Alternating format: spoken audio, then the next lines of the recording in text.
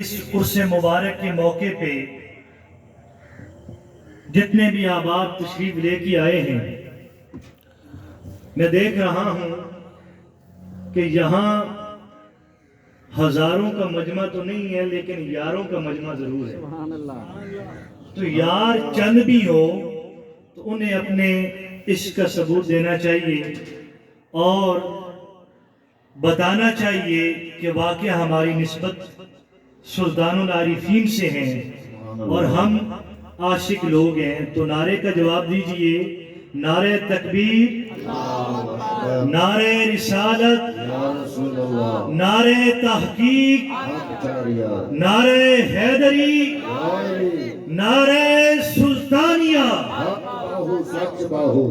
اب پتہ چلا ہے کہ کچھ عاشق لوگ بیٹھے ہوئے ہیں، تو یہ سبحان اللہ جو بندہ کہتا ہے تو یہ پڑھنے والے کا ہی فائدہ ہوتا ہے، اس کو ہی ثواب ملتا ہے۔ تو ثواب کی نیت سے ہی پڑھیں۔ اللہ تعالیٰ ہم سب کا پڑھنا اپنی بارگاہ کے اندر امین و قبول فرمائے۔ دربار عالیہ حضرت سلطان العارفین کے پلیٹ فارم سے تنظیم صحبت العارفین پاکستان، جس کی میں بذات خود نمائندگی کر رہا ہوں، آج آپ کا یہ عرس پاک کا موقع اسی تنظیم کے تحت منعقد کیا گیا ہے، اور تنظیم صحبت العارفین دربار عالیہ حضرت سخی سلطان باہو کے آستانے سے چلائی گئی وہ تحریک اور تنظیم ہے جس کا مقصد حضرت سلطان العارفین کی تعلیمات کا فروغ ہے۔ حضرت سلطان العارفین کی تعلیمات پہ عمل کر کے اپنے باطن کو پاک کرنا ہے، اپنے نفس کا تزکیہ کرنا ہے۔ تو آج اس روحانی اور وجدانی محفل پاک کے اندر میں نے جس موضوع کا انتخاب کیا ہے وہ موضوع ہے صحبت العارفین اور ان کی قبور کی زیارت قرآن و سنت کی روشنی، یعنی اولیاء اللہ سے نسبت رکھنا، ان کی صحبت میں بیٹھنا، ان کی بیعت اختیار کرنا اور ان کی قبروں کی زیارت کرنا، قرآن و سنت کی روشنی کے اندر اس کا کیا حکم ہے۔ تو میں نے آپ کے سامنے جو آیت مبارکہ پڑھنے کا شرف حاصل کیا، اس میں اللہ پاک ارشاد فرما رہا ہے: وَاصْبِرْ نَفْسَكَ مَعَ الَّذِينَ يَدْعُونَ رَبَّهُمْ بِالْغَدَاةِ وَالْعَشِيِّ۔ اے میرے محبوب، ان لوگوں کو اپنی صحبت کے اندر قائم اور دائم رکھنا جو صبح شام میرا ذکر کرتے ہیں۔ یریدون وجہہ، اور وہ ارادہ کیا رکھتے ہیں، کس نیت سے ذکر کرتے ہیں؟ ان کا ارادہ صرف تیرے رب کا دیدار ہے، وہ صرف میرا دیدار چاہتے ہیں، اس لیے وہ صبح شام میرا ذکر کرتے ہیں۔ وَلَا تَعْدُ عَيْنَاكَ عَنْهُمْ تُرِيدُ زِينَةَ الْحَيَاةِ الدُّنْيَا۔ اے میرے محبوب، اس دنیاوی خوبصورتی اور زینت کی خاطر آپ کی نگاہیں ان سے اوجل نہ ہونے پائیں۔ وَلَا تُطِعْ مَنْ أَغْفَلْنَا قَلْبَهُ عَنْ ذِكْرِنَا، اور میرے محبوب ان کی پیروی نہ کرنا کہ جن کے دل غفلت کے اندر آ گئے ہیں ہمارے ذکر سے دور رہنے کی وجہ سے۔ وَاتَّبَعَ هَوَاهُ وَمَا كَانَ أَمْرُهُ فُرُطًا، اور میرے محبوب ان کی بھی پیروی نہ کرنا جنہوں نے اپنی خواہشات نفس کو اپنا معبود بنا لیا ہے اور وہ حد کو کراس کر گئے۔ اس آیت مبارکہ کا شان نزول یہ ہے کہ کفار کے سردار آقا کریم کی بارگاہ میں حاضر ہوئے اور عرض کی: یا رسول اللہ، آپ کی محبت، آپ کی شفقت، آپ کی قربت غریبوں کے ساتھ، مسکینوں کے ساتھ بہت زیادہ ہے، لیکن ان غریبوں کو ہم پسند نہیں کرتے، ان کے ساتھ بات کرنا نہیں پسند کرتے، ان کے ساتھ بیٹھنا پسند نہیں کرتے۔ اگر آپ ان کو اپنی صحبت سے دور کر دیں تو ہم آپ کی صحبت اختیار کر لیں گے، اور اس کی وجہ سے لوگ جوک در جوک آپ کے سلسلے میں شامل ہونے لگے۔ تو اس جگہ پہ اللہ تعالیٰ نے یہ آیت نازل فرمائی کہ میرے محبوب ان کی غریبی کو، ان کی مفلسی کو اور ان کی تنگ دستی کو نہ دیکھنا، یہ تو عاشق لوگ ہیں، یہ تو عشق و محبت والے لوگ ہیں، اور یہ صبح شام تیرے رب کا ذکر کرنے والے، اور میرے محبوب اس ذکر میں یہ ارادہ کیا رکھتے ہیں؟ اس ذکر میں ان کی رضا، ان کا ارادہ صرف تیرے رب کا دیدار ہے۔ تو ان کو اپنی صحبت سے دور نہ ہونے دینا اور خود ان کی صحبت سے دور نہ ہونا۔ تو یہ تو تیرے رب کے دیدار کے طلبگار ہیں، اور جب ایسا دلدار ہو اور اس کو دیدار نہ ہو تو پھر وفا کا حق ادا نہیں ہوتا۔ پھر اقبال کی زبان میں یہ شکوہ ہوتا ہے کہ تیرے کعبے کو جبینوں سے بسایا ہم نے، تیرے قرآن کو سینے سے لگایا ہم نے، پھر بھی ہم سے یہ گلہ ہے کہ وفادار نہیں، ہم وفادار نہیں تو تو بھی دلدار نہیں۔ فرمایا محبوب اگر ہم وفادار نہیں تو بھی تو دلدار نہیں۔ تو جب ایسا دلدار ہو اور اس کو دیدار نہ ہو تو وفا کا حق ادا نہیں ہو۔ اور محبت تو آپ کو پتہ ہے وہ چہرے کو دیکھ کر نہیں کی جاتی، وہ تو دل اور نیت کو دیکھ کے کی جاتی ہے، اور جیسی نیت ہوتی ہے ویسی ہی مراد ہوتی ہے۔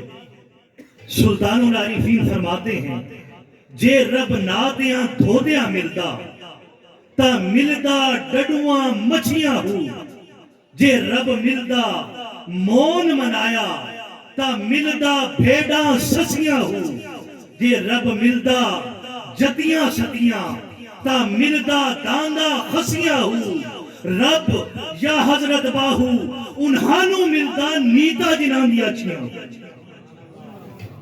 رب تو ان کو ملتا ہے جن کی نیت صاف ہوتی ہے، جن کے ارادے پاک ہوتے ہیں، رب کا دیدار انہی کو نصیب ہوتا ہے۔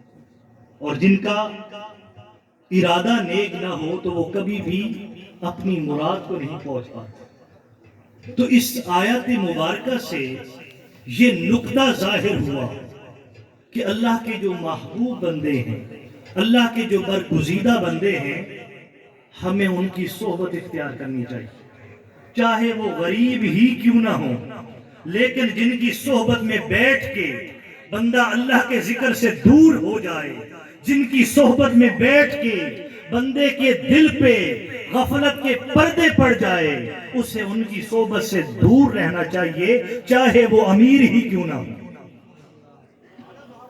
اور مولانا روم رحمت اللہ علیہ، مولانا رومی فرماتے ہیں کہ ہر کے خواہد ہم نشینی با خدا، گو نشینت در حضور اولیاء، کہ جو کوئی چاہتا ہے کہ اسے اللہ کا دیدار نصیب ہو، اللہ کا قرب نصیب ہو، تو اسے چاہیے کہ وہ اللہ والوں کی صحبت میں ہو۔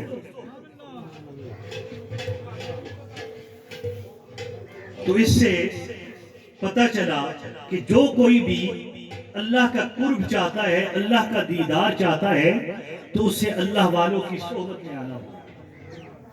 اور شیخ سعدی رحمت اللہ علیہ اپنی مشہور زمانہ کتاب گلستان سعدی کے دیباچے میں لکھتے ہیں کہ ایک دن میں حمام میں گیا تو میرے دوست نے مجھے خوشبو والی مٹی دی، اور میں اس مٹی سے بڑا متاثر ہوا۔